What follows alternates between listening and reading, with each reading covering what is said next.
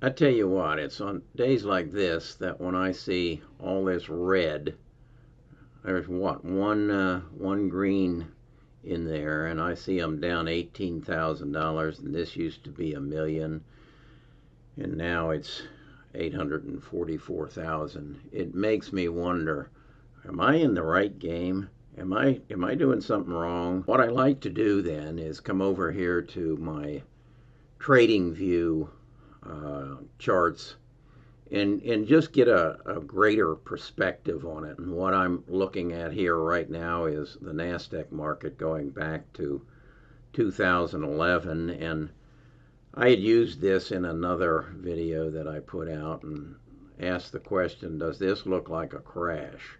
And I'd have to say that, yeah, that does. That looks like a crash. Uh, then I say, does this look like a crash? This is where we are right now. Um, it looks to me like a correction. It looks like it went up and it got kind of crazy and then it came down. That was in November, and found its trend line again, and kind of gathered along the trend line and went back up. Um, so is this just a correction? If I'm looking at it, I'm saying, well, there's a support level about right there. We're not there yet. So then the next thing I ask myself is, how about the individual stocks that I like?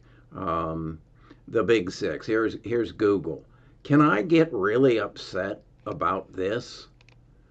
I don't think so. How about Amazon? It's been doing some sideways trading for a while, but can I get really upset about this? Is it is that as far as it's going to go? Well, I would say right there is about a support level. That's 29.24, and it's right now at 32.42. How about Facebook?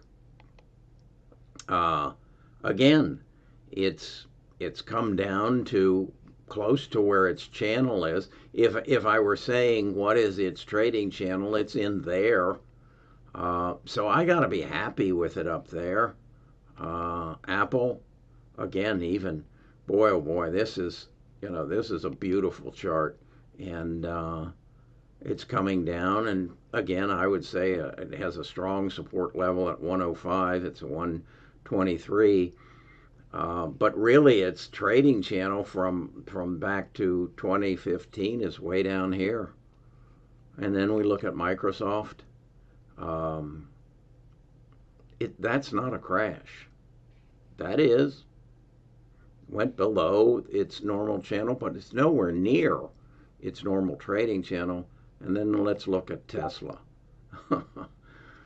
This was its normal trading channel. Down, it should be somewhere down around 480, but it's up at 680. But I know you'd like to have it up at 877, and I believe honestly it'll get there. So then the question I asked was, where's all this money going? And as I went through this, I fell on this. This is a stock I bought back in the crash because I said to myself, American Express is going to come back, and then I sold it about here. But look, this is, as if we start here around January the 4th, and this is when the bottom started to fall out of the growth of the big six and the exponential stocks, and look what happened to American Express. The money's going back to safety, the old standards. Let's look at Disney. Look at that. It's going back to the old standards that where this is McDonald's. Hasn't grabbed McDonald's yet, but I would believe that that's going there. And how about Berkshire Hathaway? Wow. Talk about one that took a crash and then took a long time to get back, but it's paying off to those people who stuck with it. Now look at this. This kind of I found kind of crazy. This is Walmart.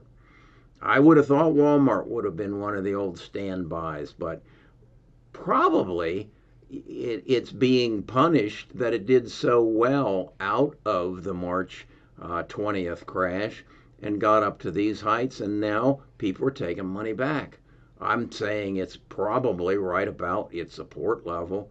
It's down in this channel of its historical trading range, and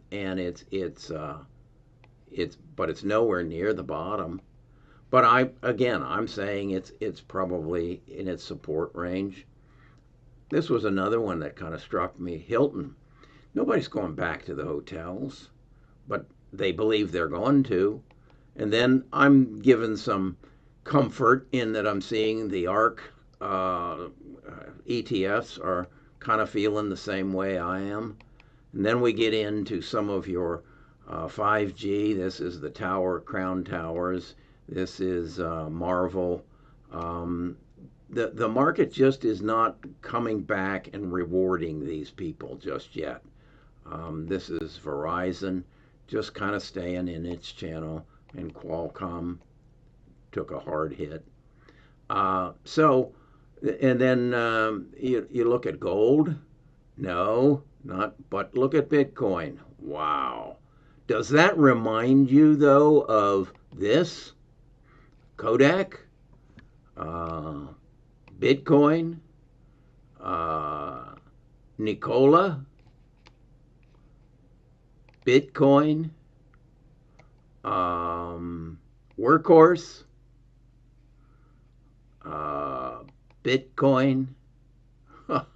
I don't know. I certainly don't have all the answers. But look at this one.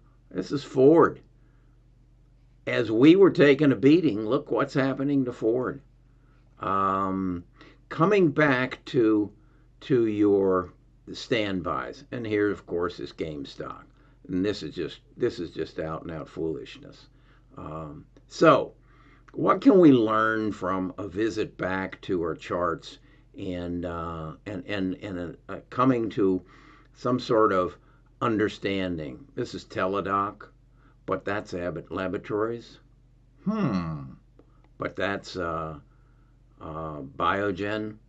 They're looking for a place to land. Now, here's one that I've, Pacific Bioscience. I've taken a beating, but I bought it down in here and I wrote it all up way up here. Do I think it's near its support level and it'll get back up to here? Yeah, I'm pretty much counting on it. CRISPR, again, come down to a support level. And then one that I'm really sorry about is Edit, but I believe so strongly in what this company is doing between Edit and CRISPR. I just think that's my life. That's my lifeline. I'm 76 years old. If there's anybody who's going to give me more life, it's these people. This is Illumina, the heavy people into sequencing. Natala, another one that I own that had a big run. I just think the money has found its way to some safety zones. The Amexes, the Disneys, and it will find its way back to us. So that's kind of where I go when I get to feeling kind of dismal about what's happening to me on a daily basis. So if you don't have this kind of charting available, trading view, I've got an affiliate link in the description. I'd suggest you subscribe to it and make this a place where you can feel comfortable. And then I want to go back to the one that I think really speaks to my feelings about where we are. I'm very heavy into the NASDAQ. That doesn't look like a crash to me. It looks like an adjustment, and I think we're going to be right back on that line in the very near future.